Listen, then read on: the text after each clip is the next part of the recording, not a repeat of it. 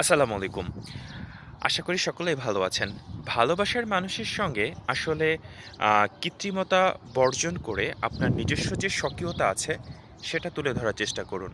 আসলে মেকি যে বিষয়টা, আপনি যদি তার সাথে সেটা তুলে ধরার চেষ্টা করেন এবং আপনার ভালোবাসার যে মানুষটা অপোজিট সাইডে আছে, সেটা বন্ধু হোক অথবা শুভাকাঙ্ক্ষীই হোক, সে যদি জানতে পারে যে আপনি তার সঙ্গে আসলে কৃত্রিমতা দিতে চেষ্টা করছেন, তাহলে সে মনে, মনে কষ্ট পাবে এবং প্রকৃত ভালোবাসার মাঝে আসলে কখনো কৃত্রিমতা দিয়ে সফলতা লাভ করা যায় না। আপনি যা আছেন, যতটুকুই আছেন, সেটা যদি আপনি সুন্দরভাবে উপস্থাপন করতে পারেন, তাকে বোঝাতে পারেন, তাহলে অবশ্যই আপনার প্রিয় মানুষ সেটা বুঝতে পারবে এবং আপনার পাশে থাকবে।